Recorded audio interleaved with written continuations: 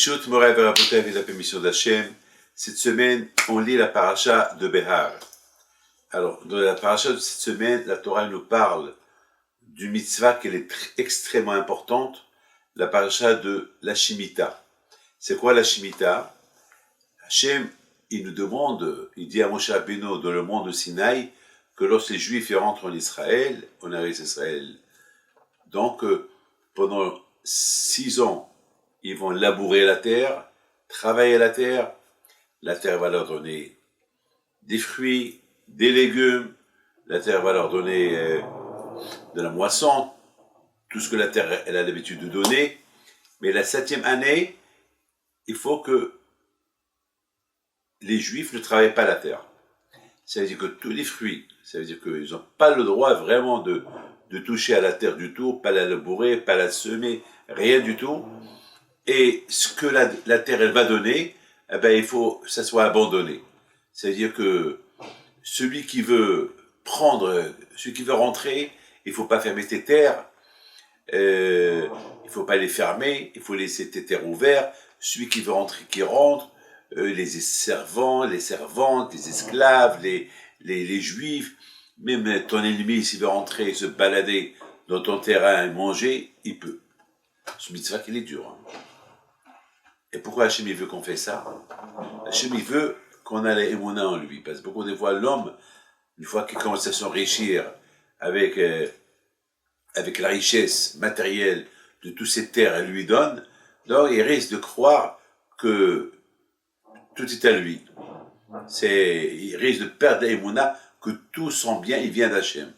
Donc, Hachem il veut lui dire, non, rappelle-toi que c'est moi le patron. C'est moi le patron, et c'est moi qui t'ai tout donné.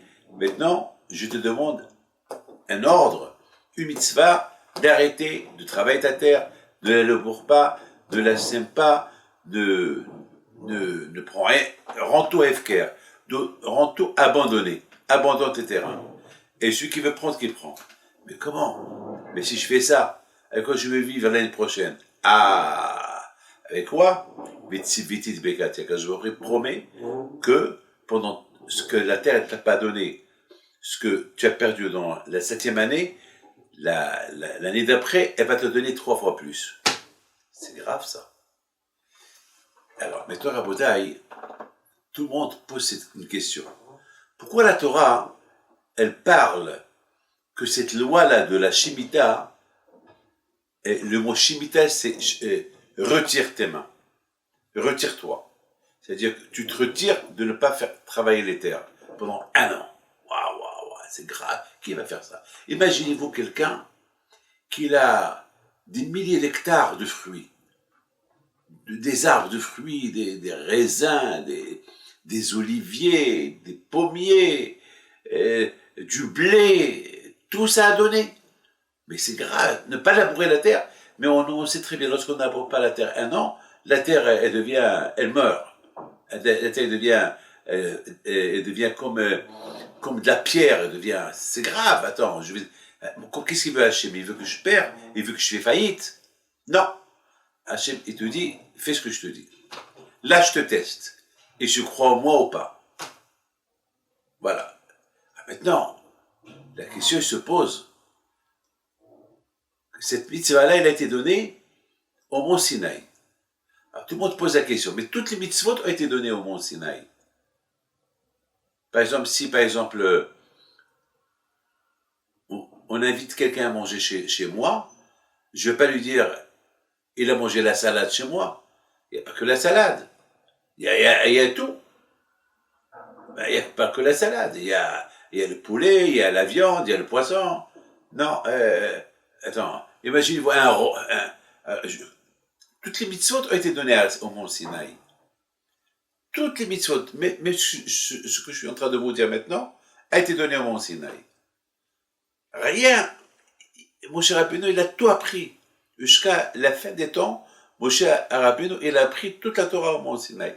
Donc, comment la Torah elle dit que cette mitzvah de la Shemitah a été donnée à Sinaï? Mais tout a été donné à Sinaï. Pourquoi la Torah elle précise que c'est là? Ça veut dire, de même que celle-là a été donnée à Sinaï, toutes les mitzvot ont été données à Sinaï. Alors pourquoi la Torah elle précise uniquement la Shemitah a été donnée à Sinaï. Mais tout a été donné à Sinaï. Ça, c'est une question que tout le monde pose.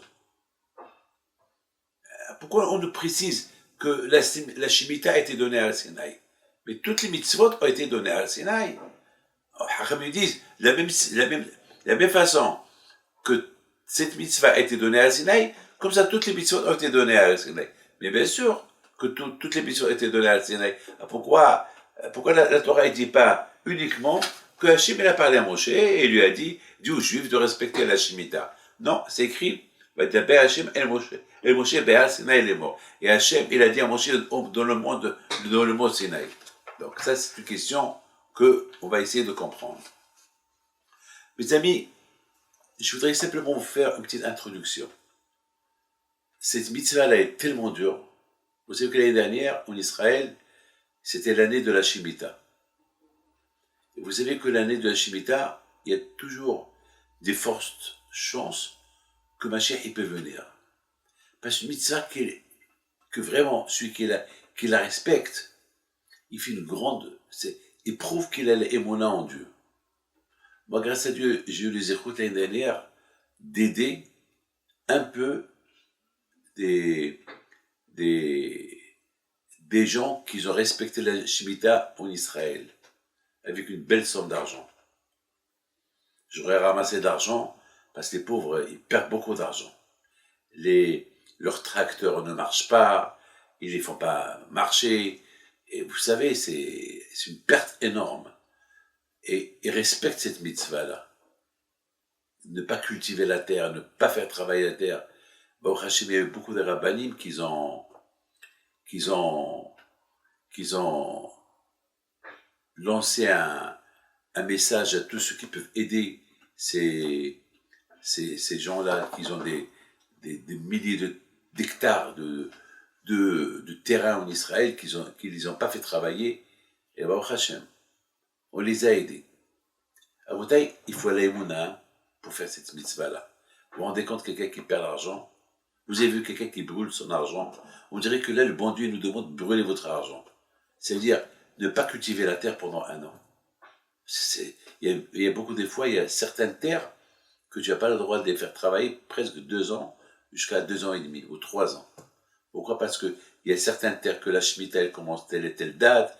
Je ne vais pas rentrer dans les détails, mais vous savez, ces gens-là qui respectent la Shemitah, on les appelle Giborei Koach. On les appelle des gens forts. C'est des gens qui vraiment, ils ont la émona en Dieu. Mais on a vu des miracles. Vous savez, cette mitzvah, elle est dure. Donc on a posé une question, quand est-ce possible que cette mitzvah-là a été donnée au mont Sinaï? Et il y a le Ktaf, j'ai vu dans un livre, qu'il apporte le Ktaf Sofer. Il dit comme ça: celui qui respecte la Shemitah, il va voir que Dieu existe, que la Torah vraiment a été donnée à Moshe au mont Sinaï. Vous savez que la Torah a été donnée au mont Sinaï. Mais si la Torah, elle précise que la Shemitah, la mitzvah de la Shemitah, a été dite au mont Sinaï, alors on a posé la question, mais toute la Torah a été dite au mont Sinaï. Mais cette mitzvah-là de Shemitah, elle te prouve que Dieu existe et que Dieu a donné toute la Torah au mont Sinaï. Comment? Et Dieu, Ktaf Sofer, on ne peut pas dire que c'est Moshe Rabbeinu qui a promis aux Juifs que si vous respectez la Shemitah, vous allez avoir la bracha de 2-3 ans. C'est impossible. Ça, c'est contre la nature qu'un homme, il va promettre aux générations à venir, pendant des milliers d'années, celui qui respecte la Shemitah, celui qui respecte la 7e année, il ne la travaille pas, après la 7e année, la terre va lui donner 3 ans de récompense. C'est-à-dire, la 8e année, tu vas avoir pour 3 ans. C'est comme par exemple, tu mises 100 $ et tu reçois 400 $. C'est dur. Moi, je ne peux pas promettre une promesse comme ça à quelqu'un. Moshe Rabbeinu ne peut pas promettre une promesse comme ça. Donc, on est obligé de dire que c'est Hachem qui promet. Parce que Hachem, c'est le créateur. C'est lui qui a créé les terres. Et c'est lui qui a dit, si tu fais cette mitzvah, tu prouves que tu crois en moi. Et si tu prouves que tu crois en moi, je te donne une récompense de 3 ans de récompense. C'est-à-dire que ce que la terre, la 8e année, la terre, elle te donnera pour 3 ans. C'est-à-dire, au lieu qu'elle te donne pour 100 kilos, elle va te donner pour 400, c'est pour 400 kilos, à peu près. Il n'y a que Hachem qui peut promettre des choses comme ça. Que si les Juifs ils respectent la Shemitah, ils auront l'abondance pendant 3 ans après la 7e année. Et cette mitzvah-là, elle nous prouve que Hachem existe et que toute la Torah a été donnée au mont Sinaï.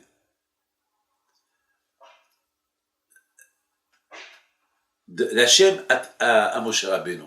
Ça veut dire que la Torah est... Alors, si tu fais la Shemitah et tu respectes la 7e année, ça veut dire que tu crois en Dieu, eh ben tu vas voir, Hachem te dit que après l'année de la Shemitah, l'année après il va te donner une abondance de 3 ans. Il va te donner ce que tu as perdu 3 fois plus. Qui peut te promettre comme ça? Moi, je ne peux pas promettre ça à quelqu'un. C'est impossible. À tout le monde. Attends, la preuve que jusqu'à maintenant, les Juifs respectent la Shemitah, ça veut dire que tous les Juifs qui ont respecté la Shemitah, ben, ils ont gagné une belle année après la Shemitah. C'est la raison pourquoi le Ktav Sofer répond que la Torah, elle précise que cette mitzvah de Shemitah a été donnée au mont Sinaï. Pourquoi elle a été donnée au mont Sinaï? Pour te prouver que c'est Hachem qui l'a dit à Moshe Rabbeinu, que c'est pas Moshe Rabbeinu qui l'a inventé cette mitzvah. La preuve que Moshe Rabbeinu, c'est contre la nature qui promet à des générations à venir que celui qui respecte cette mitzvah, il aura l'abondance. Moshe, c'est un être humain. Il est mort, Moshe Rabbeinu. Donc, qui peut promettre cette promesse-là? C'est que le patron des patrons, qui est le bon Dieu, qui est éternel, qui meurt jamais et qui est vivant, et que c'est lui qui a donné cette mitzvah, de la même façon qu'il a donné cette mitzvah, donc il a donné tout. Mes amis, ça c'est la réponse qui répond le Ktav Sofer. Mais aussi, il faut avoir beaucoup de émona. Moi j'ai pensé à autre chose. Pourquoi la Torah, elle nous parle de la paracha de la Shemitah qu'elle a été dite au mont Sinaï? On a posé une question. Mais toutes les mitzvot ont été données au mont Sinaï. Alors pourquoi la Torah précise que la mitzvah de la Shemitah a été donnée au mont Sinaï? Mais toutes les mitzvot ont été données au mont Sinaï. Vous savez, lorsque je dis le bon Dieu m'a donné des vêtements, mais il ne m'a pas donné que des vêtements, il m'a donné les vêtements, il m'a donné la vie, il m'a donné une femme, il m'a donné des enfants. Vous comprenez? Donc il y a toujours des questions. Toujours on peut poser des questions et des questions et des questions. Mais il y a une réponse. Écoutez très bien. On dit que le monde il tient grâce à 3 choses. La prière, à Mohammed, à la Torah, à la Avoda, la Torah, la prière et Gimilut Hasadim. Alors mes amis, écoutez très bien. Dans la Torah, elle veut nous apprendre que le monde, il ne peut pas tenir sans la prière. C'est quoi la prière? On a besoin de quelque chose, il faut prier à Kadosh Baruch Hu. Il faut savoir prier. Il faut savoir prier. Ne croyez pas que... Il y a beaucoup de gens qui croient que tout est gratuit. Uniquement lorsqu'ils ont des problèmes, il faut commencer à prier au bon Dieu. Non. Il faut toujours prier à Kadosh Baruch Hu. Même si tu n'as pas de problème, il faut prier à Kadosh Baruch Hu. Il faut toujours prévoir. Et en plus, c'est quoi prier? Vous savez qu'est-ce qu'il est Pekavot? Pekavot, il dit, il ne faut pas prier par habitude. Il faut prier parce que t'as hanoni, parce que t'as besoin de Dieu. Tu peux ne pas te lever le matin. Donc la prière, c'est important de prier. La prière, elle te connecte. C'est-à-dire que lorsque tu pries, c'est-à-dire que tu pries, tu demandes, tu es un demandeur. Hachem, je dépends de toi. Je veux de toi ça, je veux de toi ça, je veux la vie, je veux la santé, je veux l'argent, je veux. On prend l'avion, on fait la prière pour bien arriver. On prend la route, on fait une bonne prière. On veut manger, on fait une prière. On veut boire, on fait une prière. Toujours prier à Kadosh Baruch Hu. On a fait une faute, on prie à Hachem qui nous pardonne. Le monde, il tient, parce que lorsque tu pries, tu montres que tu es attaché à Dieu. Et le monde, il tient aussi grâce à la Torah. La Torah, c'est les lois. C'est-à-dire que tu exécutes les lois de Dieu. C'est pas prier à Dieu lorsqu'il y a besoin. Mais montrer à Dieu que tu l'aimes, c'est pas la prière, que tu ne dépends que de lui, et tu respectes ses lois. Et pour respecter les lois, il faut étudier la Torah. Et aussi le hesed, le bien. Parce que le monde ne peut pas tenir si on ne fait pas le bien. Si je jette pas celui-là, celui-là il est dans le besoin. Si je jette pas celui-là, si je jette pas celui-là, alors le monde va tenir comment? Quand je me donne, il faut que je partage ce que le bon Dieu m'a donné. Le bon Dieu ne peut pas donner à tout le monde. Si tout le monde est riche, comment le monde comment le monde va tenir? Chacun ne va pas travailler, donc c'est la fin du monde. Quand je vois il a fait que il y a des ouvriers, il y a des riches, il y a des pauvres, il y a des moyens. Comme ça, l'un il aide l'autre. Hachem il a fait que l'Amérique elle est riche pour qu'elle aide. Hachem il a fait que en Europe ils ont la technologie et l'intelligence pour. On a besoin de tout. Et on a besoin aussi de la Torah. On a besoin du Hesed. Hachem il a créé un monde d'une manière que le monde il soit équilibré. Et pour qu'il y ait l'équilibre, il faut la prière, il faut la Torah, il faut le Hesed. Alors je pense, mes amis, dans les parachiotes précédentes, on parle de Kiddushim et on parle de la Tum'a, de la sainteté et de l'impureté. Ça veut dire, on parle, pour être saint et pur, il faut être attaché à Dieu. Être impur, tu te déconnectes du bon Dieu. Voir les mauvaises choses, tu te déconnectes du bon Dieu. Faire les mauvaises choses, tu te déconnectes du bon Dieu. Être saint d'esprit, être saint par la bouche, la paix, le shalom. Et rappelle-toi, il y a une paracha précédente qui s'appelle Aharemot, après la mort. C'est-à-dire qu'il ne faut pas oublier que la mort, elle existe. Que le monde, il est... Vous savez, la vie, elle est comme ça. Moi, cette semaine, c'est la semaine la plus mauvaise que j'ai eue. Tellement des gens que je connais, qui n'avaient rien. Ils sont tombés malades, une tumeur à la tête, un chimichemort, que le bon Dieu leur envoie une bonne santé. On ne sait pas ce qui peut arriver. La Gemara a dit dans Pirkei Avot, Ben Azai dit, fais teshuva un jour avant ta mort. La Gemara a posé une question, est-ce qu'on sait quand est-ce qu'on va mourir? On ne sait pas. C'est quoi? Fais teshuva un jour, fais pénitence un jour avant ta mort. Mais on ne sait pas quand on va mourir. Et la Gemara, elle répond, le Talmud répond, ah ben justement, parce qu'on ne sait pas quand on va mourir, donc toujours il faut être prêt. Toujours il faut être dans la teshuva. Le Havetz Chaim Alav Shalom, toujours il a vu une valise à côté de la porte. Il lui a posé la question, mais pourquoi tu as une valise à côté de la porte? Il leur a dit, pour que je me rappelle que je suis dans ce monde-là comme un touriste. Lorsque quelqu'un il fait du tourisme, il prend une valise, il ne prend pas tous ses meubles de la maison. Pourquoi? Parce qu'il va retourner. Eh bien, cette valise, elle me rappelle, de la même façon que je suis venu de l'autre monde, je vais repartir dans l'autre monde. Donc cette valise me rappelle que je suis dans ce monde-là avec touriste, et qu'un jour je vais être appelé à repartir. Donc, vous savez, c'est ça ce qu'il dit Bel Hazar. Donc, n'oubliez pas une chose, pour être connecté à Hachem, il faut la prière. Donc, avec la sainteté. Donc, la Torah, déjà, elle parle que si tu veux être pur et saint et s'écarter de l'impureté, il faut toujours être attaché à Dieu par la prière. Parce qu'on ne peut pas venir prier à Dieu si on n'est pas pur et saint d'esprit. Tout à l'heure, j'étais en train de voir quelqu'un qui était en train de faire sa prière et il avait le iPhone devant lui et il voyait les messages. Je lui dis, qu'est-ce que tu fais? Je lui dis, qu'est-ce que tu fais? Tu peux pas prier, voir les messages. Quel message tu lis? Le bon Dieu t'a envoyé un message. Qu'est-ce que tu es en train de lire? Si c'est le bon Dieu qui t'envoie des messages, je te comprends. Mais là, c'est des messages bidons que tu reçois. Qu'est-ce que tu es en train de voir?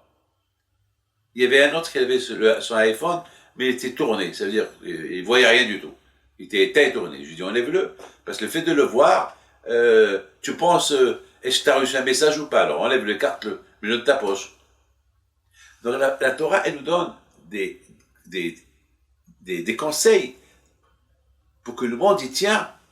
Parce que si chacun prie, alors il y a parce que lorsque je prie pas que pour moi, je prie pour toi aussi, je prie pour eux aussi, je prie pour la paix dans le monde, je prie pour tout le monde, je ne prie pas que pour les juifs, je prie pour tout le monde, je veux être bien avec tout le monde, et je veux que tout le monde soit bien avec moi. Donc c'est mes amis, c'est ça pourquoi la Torah, elle parle dans les parachutes précédentes, elle parle de la Kedusha, de la sainteté, de l'impureté. Le monde tient grâce à la prière. Et après, la Torah, elle parle de quoi? Elle parle de la Shemitah. La Shemitah, c'est le Hesed. Et le Hesed, faire du bien, c'est très dur. Vous savez que les gens, ils sont plutôt prêts à prier pour les gens, mais pas leur donner. Comme quelqu'un, un grand tzaddik, il y a un pauvre qui est venu chez lui. Il lui a dit, que vos arabes, si ça vous dérange pas, faites-moi une lettre pour que, de votre part, comme ça je la montre aux gens, pour que les gens y m'aident à ramasser de l'argent, pour que les gens y m'aident pour marier mes enfants. Et le Rav, il lui a écrit une lettre, une belle lettre, une recommandation pour que les gens l'aident, mais après, il a mis ses mains dans sa poche, il lui a donné un bon don. Et le monsieur lui a dit, Rav, je veux pas d'argent pour toi. Et qu'est-ce que le Rav lui dit? Je veux pas demander que les gens te donnent, moi je donne pas. Moi aussi, je dois faire cette mitzvah. Vous avez compris, mes amis? Parce qu'il y a beaucoup de gens qui sont prêts à prier pour que tu aies tout ce qu'il faut. Non, Hachem il veut non seulement que tu pries pour les autres, mais si tu peux l'aider physiquement, matériellement, aide-le. Et ça, c'est le travail de Rabbi Haim Pito, mon grand-père. Mon grand-père, Alav Shalom, toute sa vie, il ramassait de l'argent pour les gens. Non seulement qu'il priait pour eux, pour avoir des enfants, il priait pour eux, pour être en bonne santé. Il a même risqué sa vie, Rabbi Haim Pinto, mon grand-père. Lorsqu'il y avait le diffus à Essaouira, Rabbi Haim Pinto risquait sa vie. Il allait de maison en maison pour voir ce qu'ils ont besoin. Est-ce qu'ils ont besoin d'un des médecins? Est-ce qu'ils ont besoin du pain? Jusqu'à qu'il a été contaminé par cette maladie-là. Et presque il était en train de mourir. Et il est presque était en train de mourir. Et après il s'est réveillé, il a guéri. Il a raconté, ça c'est mon oncle, l'abbé Meir Pito qui me l'a raconté. Il a guéri. Alors, ils lui ont posé la question, mais tu étais en train de mourir. On a même commencé à faire Kriyat Shema sur toi. Qu'est-ce qui s'est passé? Tu as ressuscité. Il leur a dit, j'ai rêvé que lorsque j'étais en train de partir de ce monde-là, j'ai rêvé mon grand-père Abbé Pito le Grand, que bientôt c'est sa Iloula, le 22 septembre, c'est sa Iloula. J'ai rêvé qu'il était en train de prier pour moi dans l'autre monde, que c'est pas normal que mon petit-fils Rabbi Haim Pito, parce qu'il fait du bien, parce qu'il va visiter les malades, il leur apporte du manger, il les aide physiquement, matériellement, il a été contaminé. Il a tellement prié pour moi, jusqu'à dans le ciel, ils m'ont ajouté 26 ans. Donc je vais encore vivre 26 ans. Et Rabbi Haim Pito, mon grand-père, il a revécu 26 ans, et après 26 ans, il leur a dit, je crois que le temps est venu que j'ai quitté ce monde, parce qu'on m'a ajouté 26 ans, ça y est, les 26 ans, ils vont être épuisés. Vous voyez, Rabotaï, mes amis, que le monde il tient grâce au Hesed.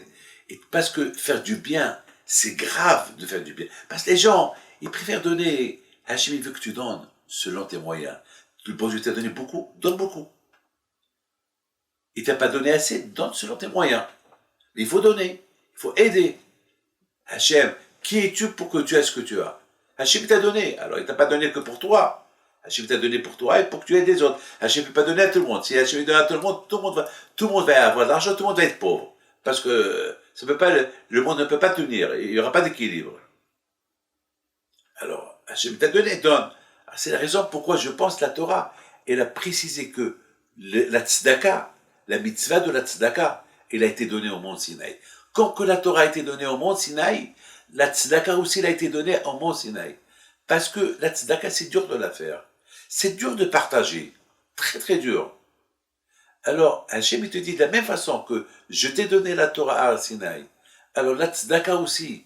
Le monde, il faut que tu saches que le monde est tient grâce à la tzedaka. Donc, il faut aussi que tu donnes, cette mitzvah de la Shemitah a été donnée. Alors, quelqu'un qui abandonne ses terrains pendant 1 an, et après il voit la bracha venir chez lui, combien il va dire à Hachem merci? Combien ça va lui ouvrir l'appétit pour faire encore plus de tzedaka, plus de tzedaka. Et sache que jamais tu vas échouer. Tu fais tzedaka, quand je vais offrir, il fera tzedaka avec toi. Et la tzedaka, de plus que la tzedaka, elle protège de la mort. Je pense que c'est la raison pourquoi la mitzvah de la tzedaka, la mitzvah de la Shemitah, a été donnée au mont Sinaï pour t'apprendre. De la même façon que le monde ne peut pas tenir sans prière, sans Torah, alors le monde aussi ne peut pas tenir sans la tzedaka. Et donner la tzedaka, parce que beaucoup de gens vont dire, quoi, je travaille toute ma vie, et je bosse, et je me lève tôt le matin, et comme ça je vais donner 10%, je vais donner 20%, et je vais aider tout le monde, c'est dur pour moi. Pourquoi? Le tzara est très fort. La Torah te dit, hé, sache que le monde, il tient grâce à la tzedaka. En plus, la tzedaka, elle te rapproche vers Dieu, pour avoir un peu plus d'émona en lui. Sache que de la même façon que le monde ne peut pas tenir sans prière, sans tzedaka, comme, que le monde ne peut pas tenir sans prière et sans la Torah, comme ça le monde ne peut pas tenir sans la tzedaka. Donc la Torah a été donnée au mont Sinaï. La Torah a été, la tzedaka, la mission de la tzedaka aussi, la Torah elle précise, a été donnée au mont Sinaï. Quant à la prière, eh ben on sait très très bien. S'il n'y a pas la prière, on ne peut pas étudier la Torah. Vous savez, chaque jour, qu'est-ce qu'on dit? On prie à Kadosh Baruch Hu, on demande à Kadosh chaque jour dans la prière du matin et du soir, éclaire notre yeux pour y comprendre la Torah.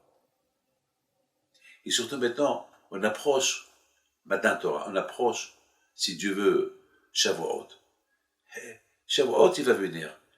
Et si Dieu veut, on va recevoir la Torah. Mais à quoi sert si tu pries pas pour la recevoir, tu vas pas la recevoir. Tu vas rien recevoir.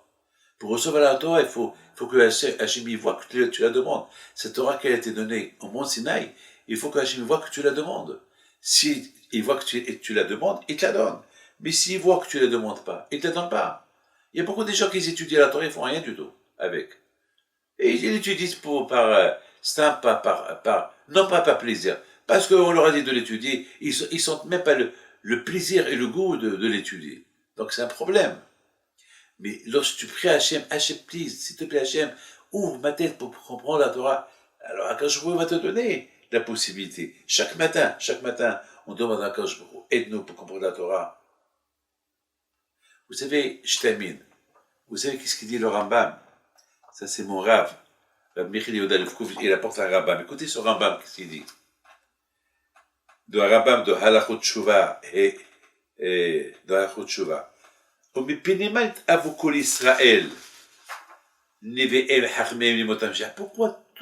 toi, Israël, et les prophètes, et les Hamim, ils veulent que Mashiach y vienne? Pourquoi ils veulent Mashiach? Il dit le Rambam,